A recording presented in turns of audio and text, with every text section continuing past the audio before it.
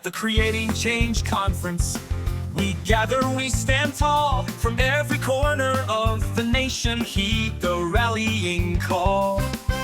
Voices rising in unison from sea to shining sea, working hand in hand for justice, for love and liberty.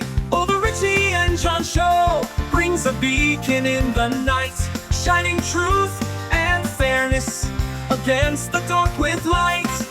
In the shadows of the stronghold, they'll not silence diversity, for a world of freedom and equality will be the change we need to see. The Mutual Broadcasting System presents Richie and John, the podcast that connects you with the people, events, headlines, and lifestyle interests of the global LGBTQ+ community. Here's Richie Roy and John McMullen. Hello, and welcome to Richie and John. It's another episode. It is not Newsday Tuesday.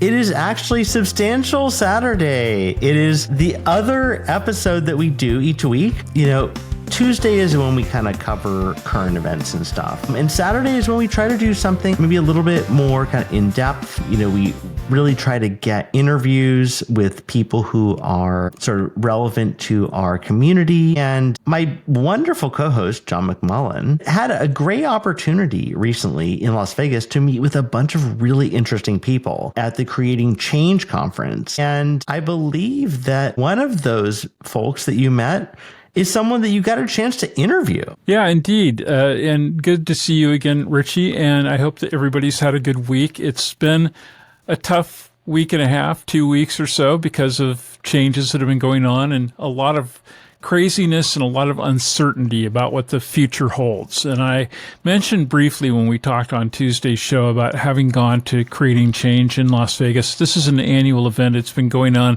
for decades now. And this is an event that's produced by the National LGBTQ Task Force, at one time originally called NGLTF, National Gay and Lesbian Task Force. But now it, of course, embraces so many colors on that flag. And there were so many incredible people at that event that was held at the Rio Hotel. It was, I think, about 3,000 in total who were there to talk about all sorts of issues that we're going to be facing that we would ordinarily be talking about, even if our side had won the election, I think.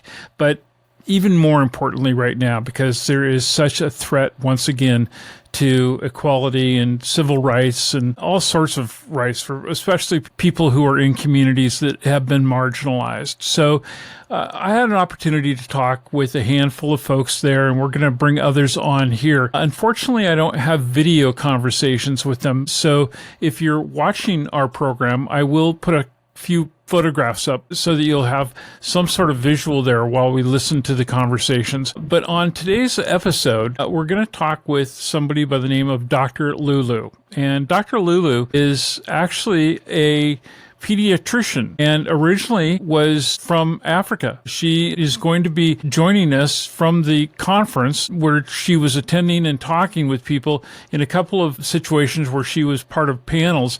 But she did come and sit down with me at our booth, and we had a really, really incredible, thoughtful conversation, I think. She is interesting because she is not only Nigerian, she is on the LGBTQ spectrum herself, and she was not exactly the most welcoming, affirming, accepting a parent as you might think you would experience with somebody who's already in our community when her own child came out to her as transgender just a few years ago. And it was a really incredible conversation that we had, talking about the challenges that go with that, the fear that a parent has regardless of whether they're queer or not. I think you'll get some interesting takes out of this. She's written books. She has done a couple of TED Talks, and she's going to share some of her wisdom with us. She has some resources online, and I want to, before we get into the conversation, encourage our audience to go to her website, dr-lulu.com. And there, one of the things that she has a resource guide that you can download for free. It's called 7 Mistakes That Parents Make Even When They Want to Accept, Affirm, and Support Their LGBTQ+ Children. So be sure to check that out. And I hope that others who are allies who maybe tune into our program, or that are listeners and viewers who want to give their ally friends and family members a resource to go and check out, will send them Dr. Lulu's way. So there's a lot of stuff to learn here, and I think we can all open our minds a bit with this conversation. So we'll come back and talk about it a little bit right after we give a listen.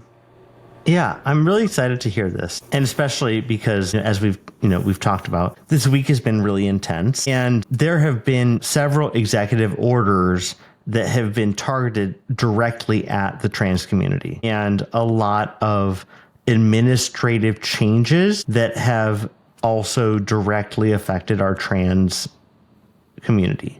And so we need to hear from folks who are directly bringing the fight. And so this is a really important conversation. I'm really excited to hear about it. And we will not shy away from talking about this, because this is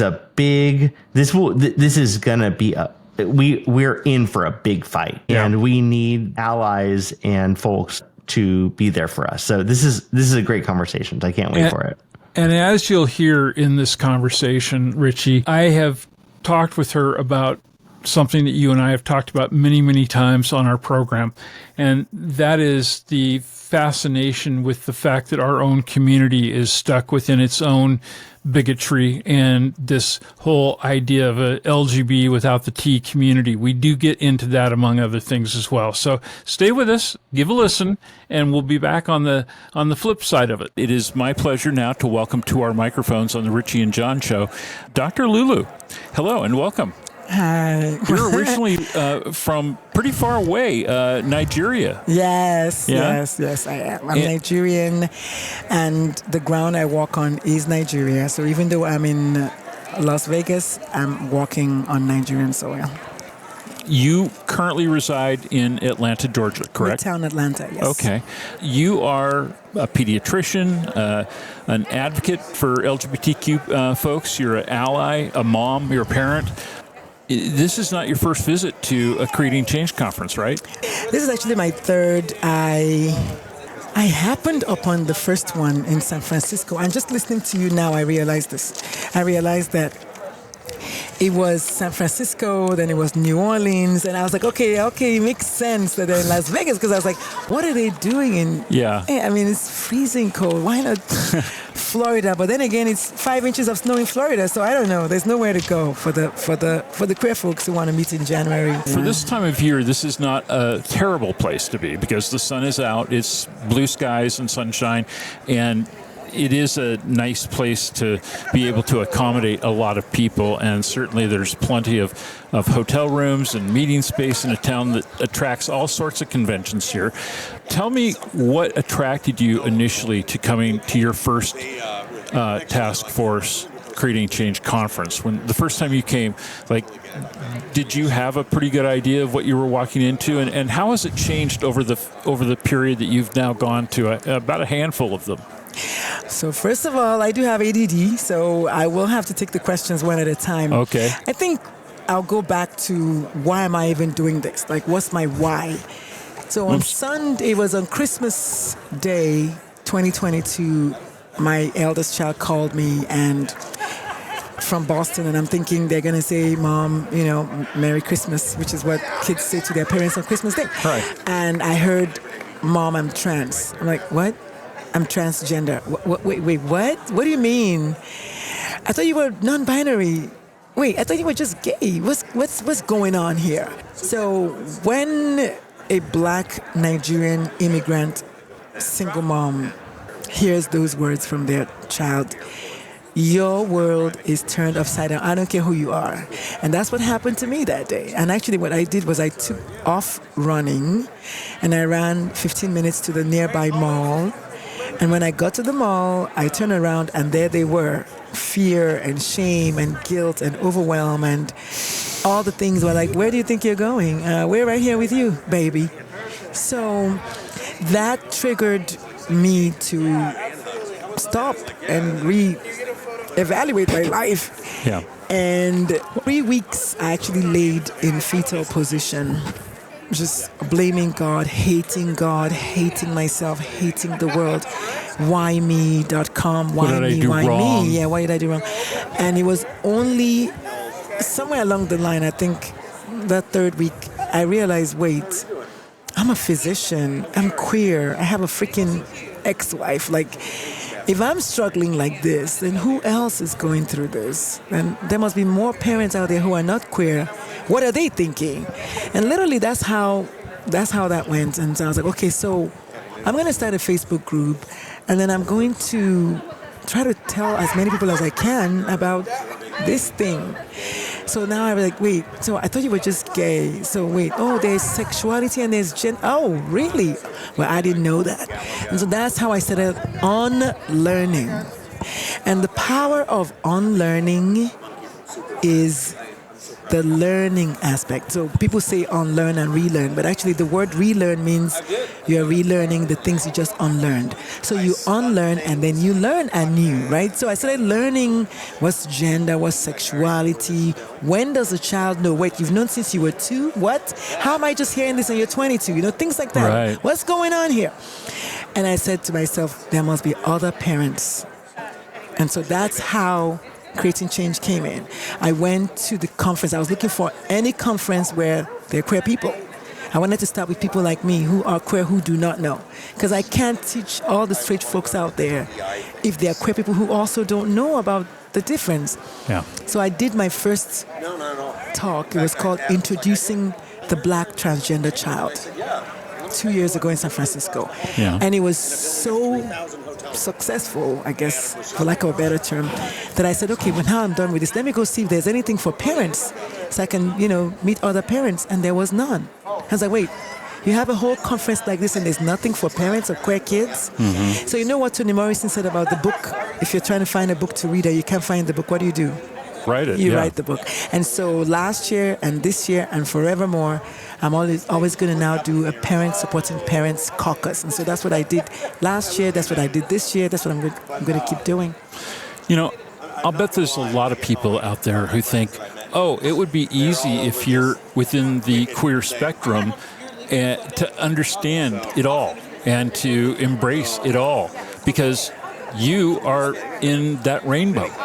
But when you stop and think about it, I think people who maybe have loved ones who are going through these situations in their personal life, that they can throw an occasional boomerang or, something that's going to make them stop and think for a moment or quite a few moments in the course of their coming out to their family members. And it's almost everyone. I think what I want to say here is nothing prepares you for your child saying that. Now, listen, for me, when your child tells you that, I can be like, yeah, honey, just support your kid. Yeah. When my child tells me that, it's a whole different ballgame. Right. Because I'm bringing Nigeria, Catholicism, homophobia, our culture to a different land. And then, wait, my kid is what? How am I going to tell my parents? What about the church? What about my friends? They're all homophobic just like me. Like, what's happening here? Yeah. And that's why I said enough already. And if they know that you're already in that queer spectrum, they're probably going, what did you do to cause this? To cause your child. My ex-husband said that he thought I did something to make the child gay. He literally said those words. But what I want to say is we have to be about learning. And I, as a queer woman, did not know that there's a difference between sexuality and gender. I want to stress that. Yeah.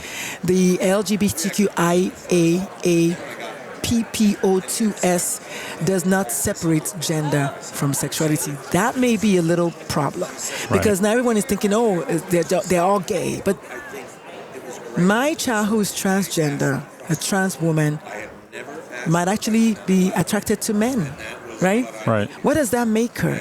I don't know. But the point is, it's a reality. Mm-hmm. And so that's how you now separate the gender from the sexuality. One is about attraction. One is about a sense of self. Well, I know one thing that my show partner, Richie, has talked about with myself a lot on our program over the last couple of years has been the surprising amount of what I would just say outright as transphobia within the LGBT community.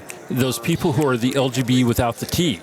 And to me, it's incomprehensible that people don't understand that the commonality, when somebody goes, well, what does their gender identity have anything to do with their sexual orientation? And we're doing this because of sexual orientation.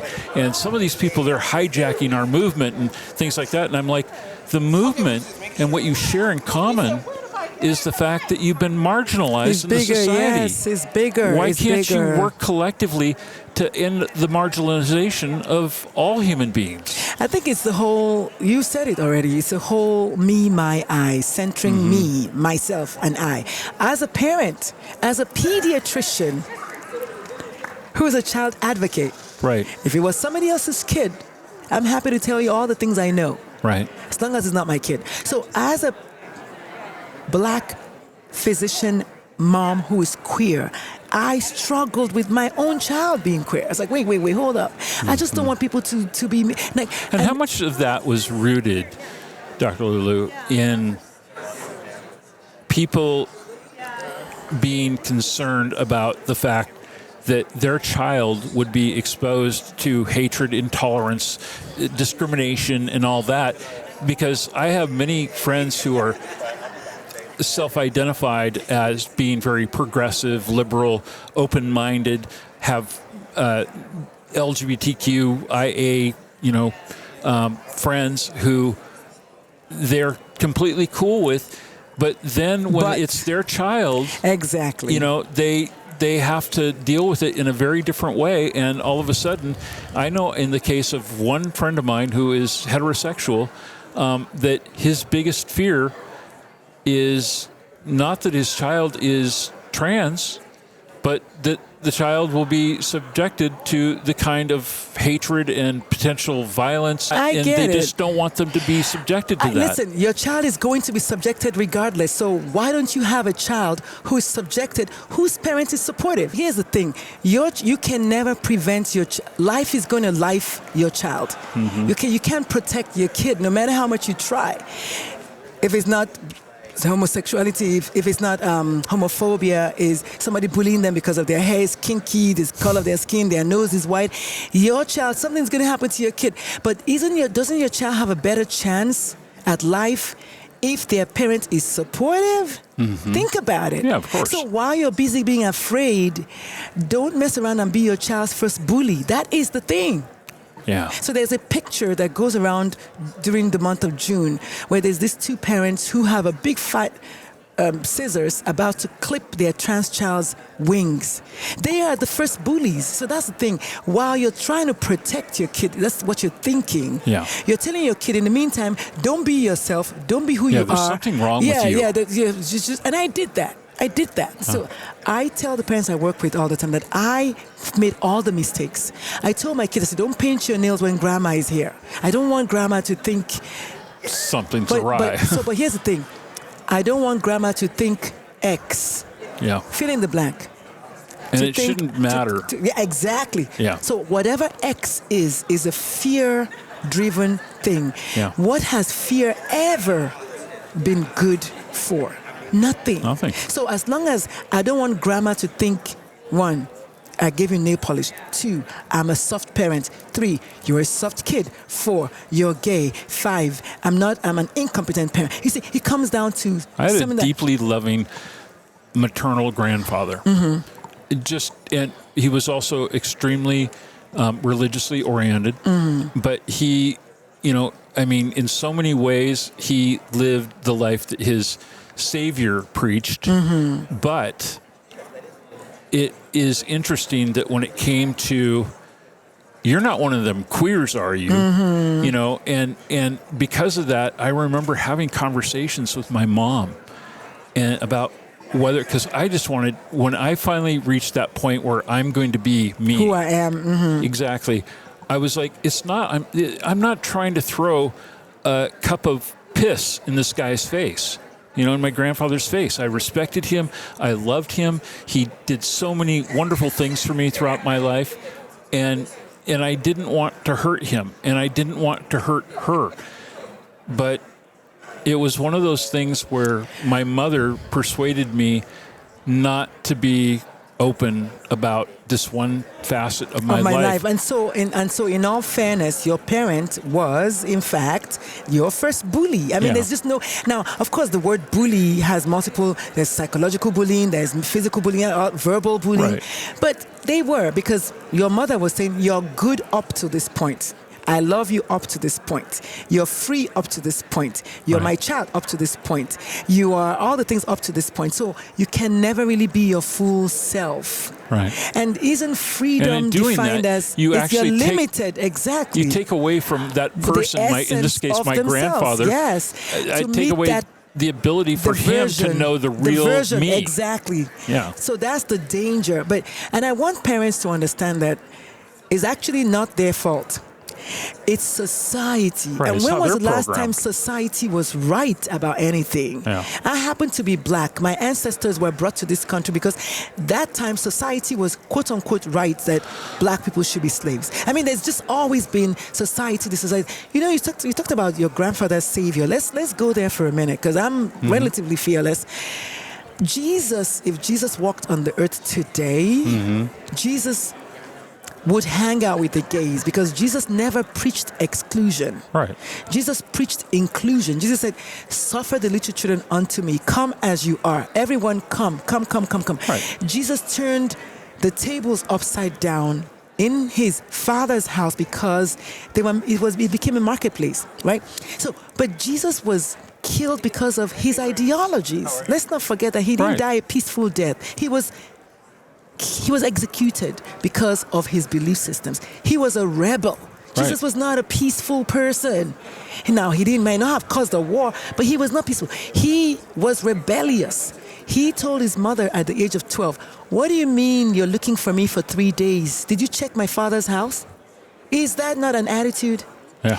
When he was 23 and he did the first miracle, he said, woman, what? My time hasn't come. Like, what's up with you, mama? I don't want to do anything. Leave me alone. I just came for a wedding. Right? Think about it. Yeah. Jesus was not known for being a conformist. He was not. So even the people who were talking about Jesus, do they even really know the Jesus that I know? Mm-hmm. Are they allowing themselves to see Jesus how he was? No, they want to see him in themselves, in him. Yes, but they don't want me to see myself in him. Right. I want to argue that my God is a black queer woman, and I say that all the time. For me, God's pronouns are she, her. Why? Because I was made in God's image and likeness. If God is not a black woman, then I'm not made in that God's image. I mean, let's just come. My kid's God is a black trans woman, and her pronouns are she, her. And for my father, who was raised by colonialists, tells me that God is white. My father.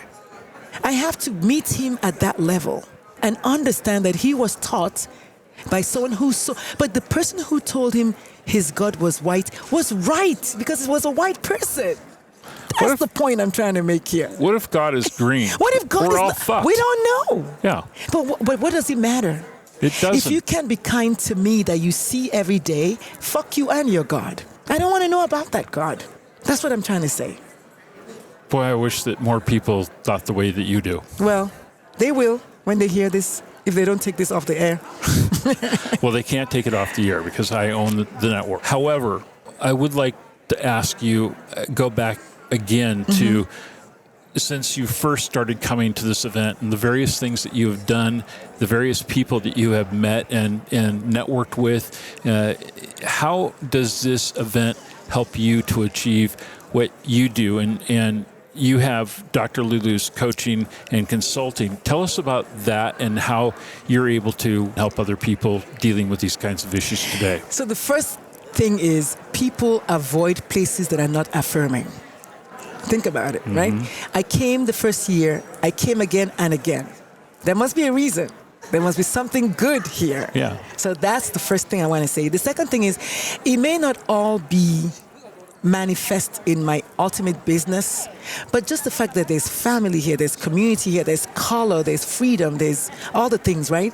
That said, In the past 24 hours, I've gotten 5 book tour locations for my book that drops next week. Nice. In the last 24 hours. Why? Because they're all like, oh my God, you need to come to our community center. You need to come this, you need to come that. So this place has actually helped me also advance my business. Tell us about the book. So the book is titled About Your Black Transgender Child. I think, honestly, that this is the book that I was born to write. It's my 8th outing as an author, but I really believe it's the book I was born to. First of all, there's no such book in the circulation. It's probably going to be an immediate ban, which I like, I welcome. Yeah. Because if At you least ban in some places in this country, unfortunately. yeah, so I mean, it's probably going to make the banned list like right away. But it's about my child through my eyes as a parent. So really, the book is for parents and caregivers of Black, trans, and gender diverse kids, which means you don't have to be Black to be the parent of a Black trans kid. You can be a foster parent, you can be a teacher, you can be their doctor. Right. But I address all the people who are caregivers of a Black trans child. I'm obsessed with the Black trans child, literally because I missed my kids' Black trans childhood. So I now am in the space where I want to tell everyone the difference between gender affirmation and gender affirming care, for instance. People think gender affirmation, they just think gender affirming care, surgery. They think medicines. But the truth is, trans people are not born as adults. They were children. Right. And because I happen to be a physician, I know that you know your gender identity as early as 18 months to 2 years old. So the average trans kid has known. They had maybe no words for it. They had maybe no context for it. They just were not sure. One of the things I talk about in the poem that I read yesterday was, I used to always tell my kids, stop acting like a girl. Stop acting like a girl. Why are you acting like a girl? Why? And she'll be like, Mom, how a girl? I said, the way you're acting. You're not a girl, you're a boy. Stop acting that way. Yeah. So I went towards gay man. I completely missed gender. You see what I mean? Yeah. So I want parents to understand that they've always known. And so when she finally told me at the age of 20, she was older, much older. Imagine if I had leaned in when she was 5 to get curious about what is this thing that I'm running away from so much? How much more differently her life would have been. The suicide rate amongst queer kids, particularly Black trans kids, is the reason I do the work. My first TED Talk is about suicide prevention in kids. My second TED Talk is about coming out versus inviting in, leaning into a new term. Why do I have to come out to you? Why don't you make yourself safe enough so I can invite you into my queer world? And then my third TED Talk is titled, Let the Children Lead. We need to parent as students. The truth is, you must parent your kid as a student of your kid. You don't know your child. You think you do. But if a child is allergic to peanuts, there's only one way to find out. You got to feed them peanuts. So you're learning because the child ate peanuts. So you know what I mean? Like, so same thing with gender, same thing with sexuality. Your child has to teach you. But if you come in with, I already know my child, you will never know your kid. Of course. You will never get to know your kid. No. And then one of the things I ask the parents that I coach is, how much did your parents know about you? And they will tell me only the amount I let them know. Same thing with your kid. Although I will say, and just drawing from my own personal experience, that even though I did not officially come out to my parents until I was in my early 20s, probably like 22 or 3, I had never really hid the fact that I always had male friends around, that I would take them with me to family functions, you know, holiday dinner parties or picnics and things like that. I was the weird kid who never brought a girlfriend. Your best friends were girls. Right. But not a girlfriend. You know what I mean? Right. And so in all of that time, I, of course, did not give my parents enough credit for being smarter than me.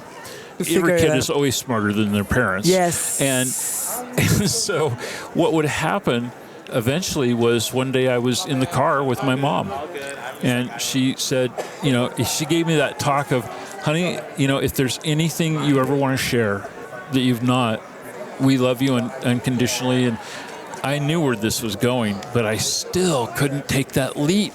Now, I want you to just close your eyes and imagine if you were a black man or a black boy.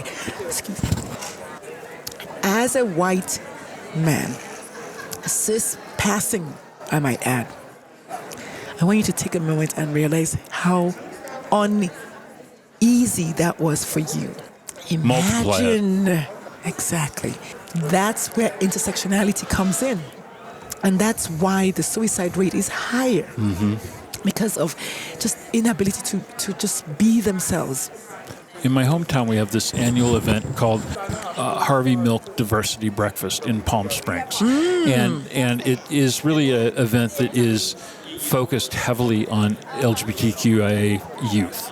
And I need to come speak there, bro. Yeah, you should. You need to connect and me. The guy who actually runs the entire Palm Springs Pride event, Ron DeHart, who is currently the mayor of Palm Springs. I met him when I went to Palm Springs for the, was it GLMA? They had an event in Palm Springs this past summer, and I was there. NGLCC, that's the name. NGLCC. Yes. I think the first time that I went to the diversity breakfast was maybe 4 or 5, 6 years ago. And when I was there, they had a keynote speaker that was the parents, the mother and father of a youngster who was, I'm guessing at that time, maybe 8 years old, but who a few years earlier, very young age, the parents saw fit to be there and be supportive no matter what for their child as they were going through all of the stages of the transition. And I think I know the parents. I think I know who you're talking about. You know, and is it Jazz's parents? I don't remember specifically who it was, but I will say that, I mean, it brought me to tears to be at this event to see a couple of parents who are affirming, who are so at that affirming age. at that age. And I think it's Jesse and John Groves-Helder. They are with the gender cool. But it may not be them, but yeah. But when you see them accepting and doing whatever is necessary, recognizing that it is their responsibility as the parents to affirm and to love unconditionally that child, it just, you know, it's like watching the flower just bloom, and it's just like rainbow lights everywhere. It's like watching the PFLAG contingent walk down the street in the local LGBTQIA parade. And I get that. I want you to just imagine that. I know this family, they're white, but I want to bring it to me and say, I want you to just imagine how the black kids act when I say what I say. They're like, oh my God, I wish you were my mom. Yeah. Or I wish my mom could hear. I know that. Now, again, I'll be the first to say I wasn't that for my kid at that age. Right. But one thing that Maya Angelou said was, you keep doing your best until you know better, then you do better. Well, now I know better, and I want other parents to not wait as long as I did. Yeah. I was at the very first Human Rights Campaign National Dinner in Washington, D.C. In 1998, I believe it was. Wow. And at that dinner, the guest speaker, and it was the first time a sitting United States president had addressed an LGBTQ civil rights event. Bill Clinton was in office at the time. Oh, wow, nice. And I remember you could hear a pin drop in that ballroom when he was up on stage talking about how important it was that you put the face on LGBTQ people. America. And imagine the stark difference between that time and today. Yeah. And his point that he was making everybody was, when you are out and you let people who love you know everything about who you are, yes, there might be some people who, you know, take a big step back and who need time, but it's also going to be you putting the face of what is queer America in the minds of these people who've been fed all this BS for so long about the fact that you're the boogeyman. Yeah. And that's how you begin to change people's minds and hearts. Yeah. But then also talked about the fact, how long did it take you to come out to yourself. To yourself. And so I'm glad you asked that question. So one of the things I mentioned in the book, and by the way, the book is called About Your Black Transgender Child. Right. One of the things I talk about in the book is that research has shown that it takes an average of 10 to 14 years. 10 to 14 years for the average child. Now, obviously, an average means there are outliers. Right. Average is average. For those who know the word average, that's what it is. 10 to 14 years for the child to tell their parents. Because you're already there's this war between you and yourself. And yourself. And there's something called internalized homophobia. I want to hold space for that phrase. Right. It's real. And that is the culmination of all the messaging that you've been receiving. You begin to turn it inwards. And I want to argue even sometimes that the biggest homophobes are closeted gays or queer. Of course. I mean, of course. Why else would you take upon yourself to attack someone every time so hard? You are invested. You're invested. And we've seen it happen time and time again to these days. There were so many key points, so many salient points that were made by President Clinton that night.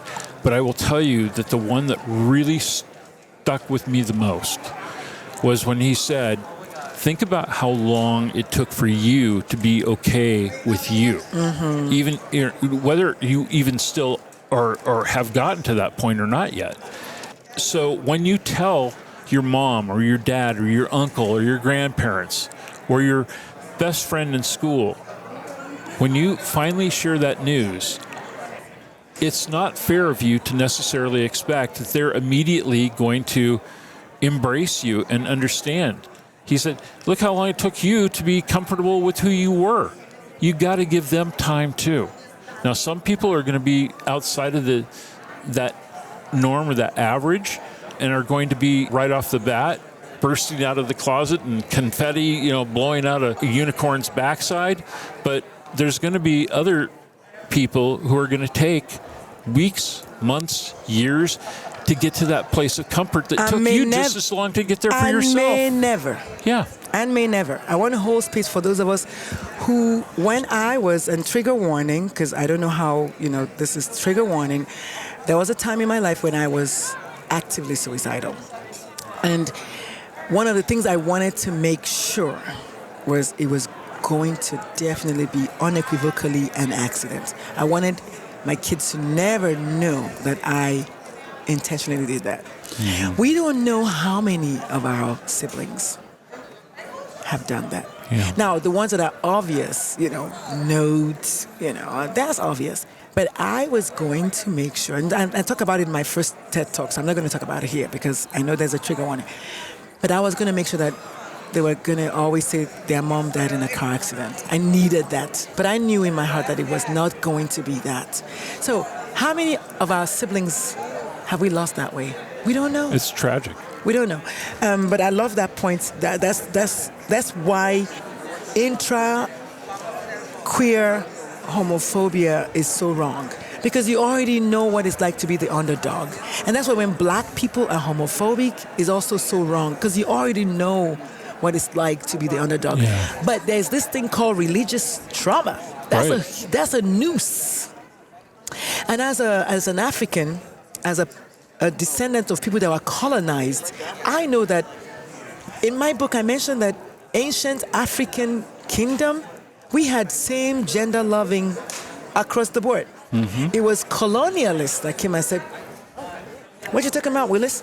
That's bad, Yeah. And abolished two-spirit and abolished all things, indigenous and African. And, I got a real good personal taste for that back in the 1980s when I moved to Hawaii and met so many people who were in native Hawaiian cultural living environments and such beautiful people, and learning and understanding their stories and how it was the colonialism that went on in that state that it's always the same story repeated with just a different flavor. Change the name or flavor.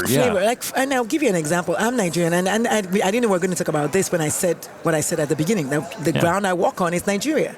Because I am Nigerian, I'm a red, hot-blooded Nigerian everywhere I go. I lead with that. My ancestors are here. They're everywhere. I can hear them, can listen, and they're so proud of me. I know they are because I dare to say enough already of the childhood trauma of the generations when it comes to my kid. You don't have to affirm my kid, but in my little house, we're going to be affirming of my kid.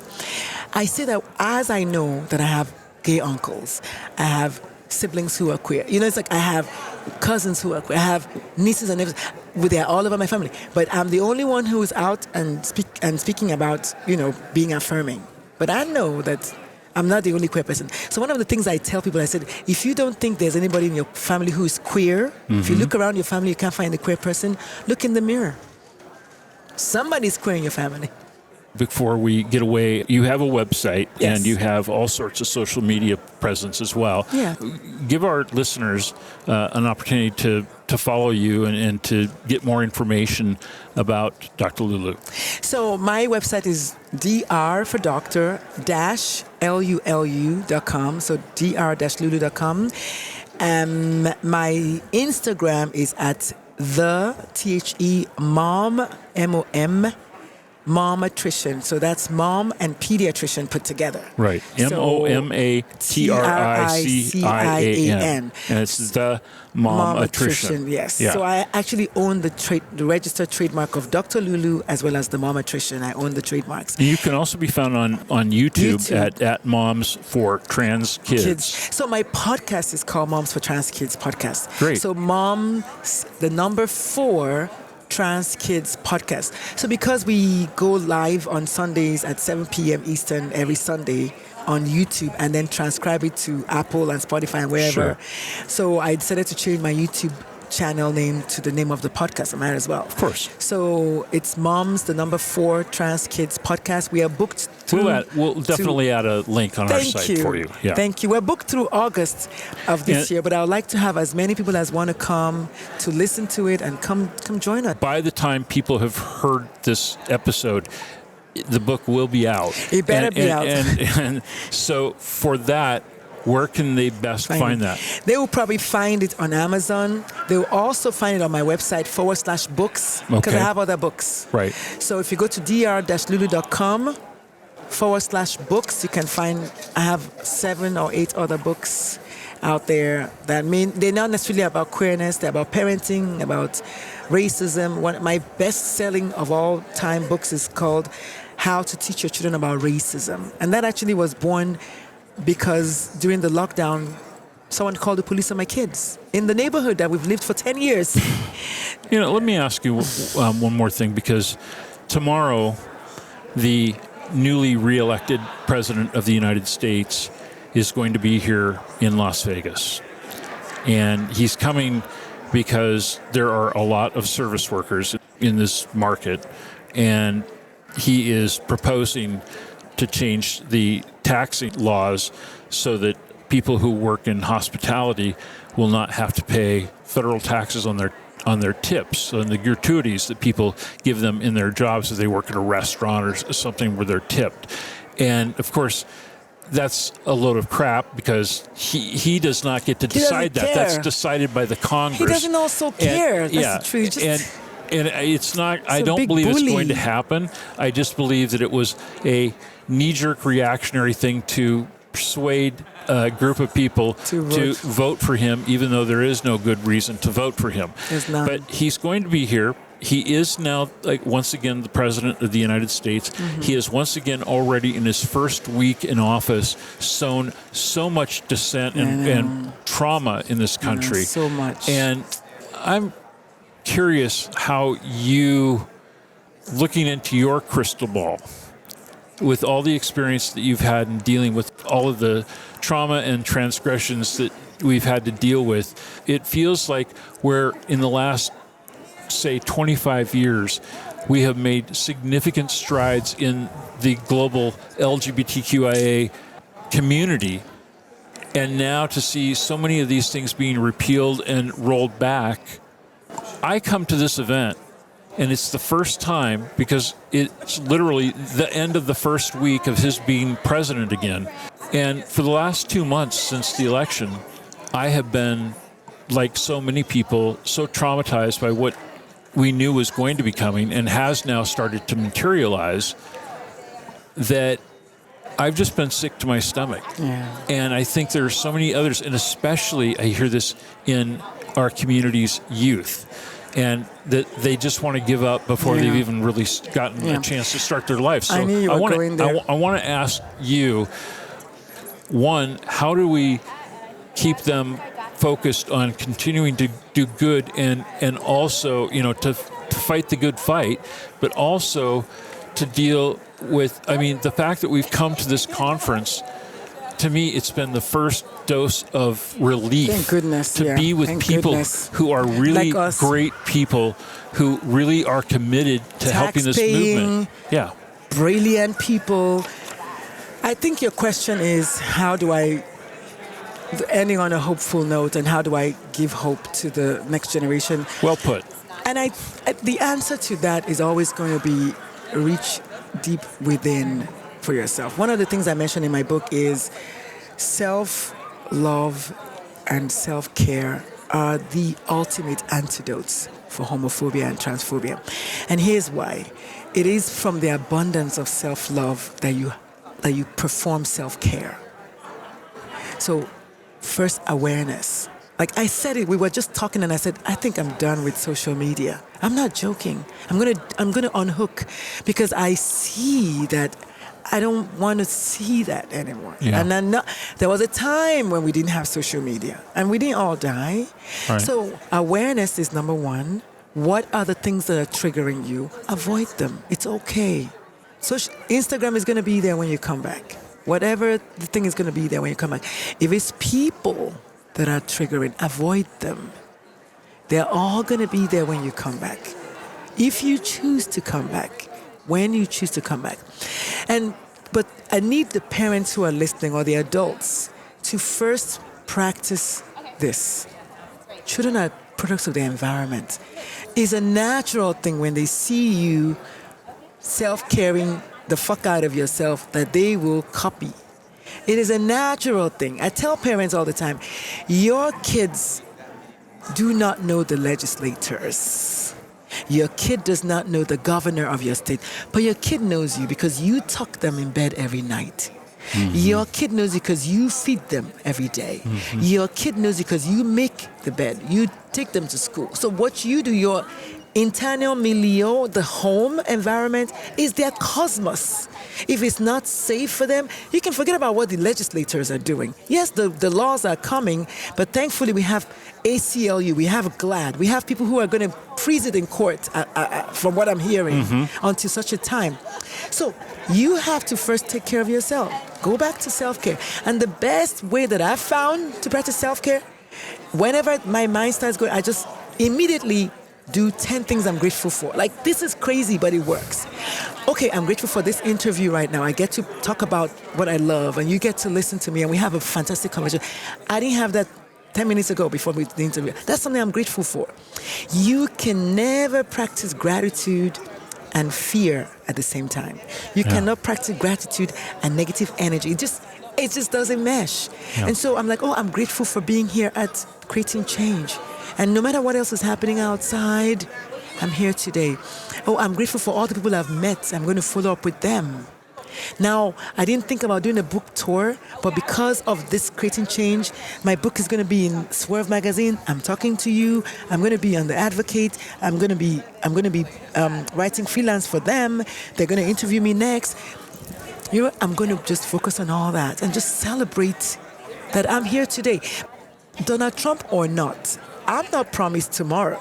Okay? I could literally die today. So I might as well make the best of this moment. I'm just saying, I know. We can all go back to what matters most. Family, your friends.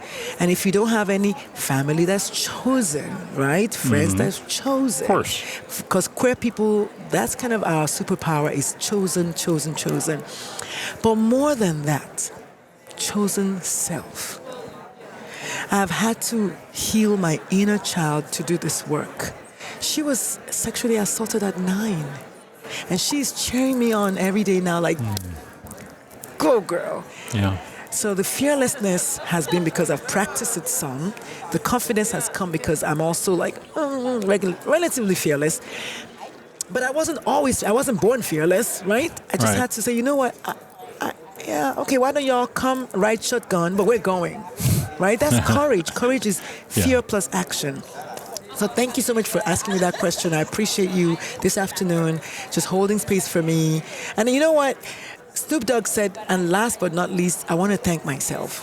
I want to thank me for being me. I want to thank me for coming. How many times did I come to ask for this interview? You I didn't came give by up. here like 4 or 5 different Yes. times so that we kept trying to get it scheduled in, and we did. Yes. And I thank you so much, not just for accommodating us and having this conversation today, but for all that you have been and continue to do to benefit so many people. Thank you. Continued success to you. Thank you, Dr. Lulu. Thank And you again, so the much. website, if you'd like to check it out right So that was a really, really helpful and insightful conversation. And this is something that we are all going to have to be mindful of going forward. And, the thing is, we are going to be dealing with a lot of honest trauma going forward because, in the immediate, just in the immediate last couple days, the State Department, for instance, changed a website for it used to be for LGBTQIA plus travelers for traveling overseas. They changed it to LGB travelers. They took the TQIA plus off of it. And that is just one tiny change. The CDC, they've been scrubbing any references to gender identity, to LGBTQ from the website. There is a widespread sort of effort right now by the administration to delete queerness from anything to do with our federal government. Are you surprised at all, though, considering the fact that Elon spent $250 million buying this election for Mr. Trump, and he himself has shunned away his own trans child? Right. No, it doesn't surprise me, but it is real. It's a real thing. And, there have been anecdotal stories of people who have gone to either renew or get a passport who have either transitioned or have X, in their state documentation and have had their documentation taken away from them and have been denied passports. This is a real live issue, and this is a real scary thing. And so to that point, if you have any stories that you want us to cover, if you've learned anything about what the federal government is up to, because they are up to a lot of bullshit right now, we've got ways to reach us. The best way is richieandjohn.com. That's our website. You can find our show there. You can find resources there. And we have a reach us we have a form where you can hop on there and reach us. We also have the old fashioned email, which still exists. It's info@richieandjohn.com. It will get to us. Trust us, it will get there. And we also have an even more ancient form of conversation, which is the phone. So if you want to call us, 878-768-8825. Leave us a message. We can play it over the air. It is a good way to get to us. So whether it is through the website, through our email, or through the phone, we would love to hear what you are hearing on the ground, what your concerns are, what your fears are, what you are thinking about. Just get in touch with us. I mean, if you just want to call and just say, hey, Richie and John, I'm having a great Wednesday. Talk to you later. We'd love that too. But just reach out to us and we will take what you give us and we will run with it. I promise you that we'll take your sexual solicitation seriously. That too. So in the meantime, we will reach you on Newsday Tuesday. I'm sure there will be a ton for us to talk about. And just a reminder, this show is really focused on LGBTQ issues. There's so much to talk about. If we talked about just the news in general, we could do this show for about 12 hours a day, 6 to 7 days a week. Sadly. We are not going to do that. So we're not going to talk. We will probably not talk about things like tariffs, which would be an interesting topic. We will probably not talk about, a lot of things. But what we will do is bring you news about what the federal government under this current president is doing for the LGBTQ population.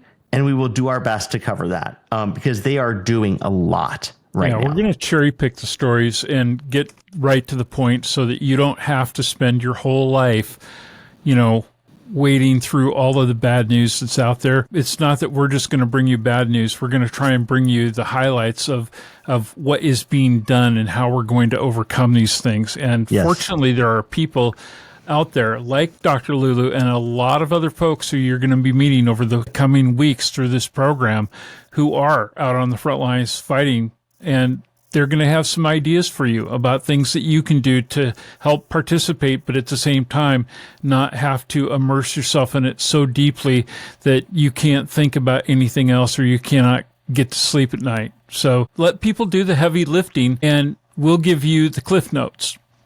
Exactly. Yeah.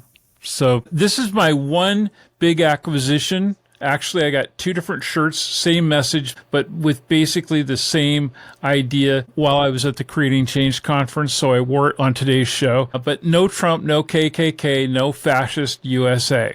Go Democrats. Okay, well, I am going to try and do my best to have a good rest of the weekend, and I hope that you do the same, Richie, and I hope that everybody who is within the sound of our voice will also do the same, and we will see you back here on Newsday Tuesday.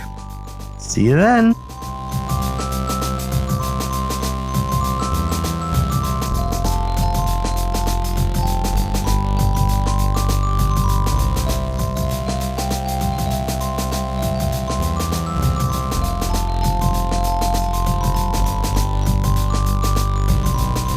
Thank you for joining us on Richie and John. This podcast is a production of the Mutual Broadcasting System and is available at richieandjohn.com, as well as most major podcast portals, including Apple Podcasts, Amazon Music, and Spotify.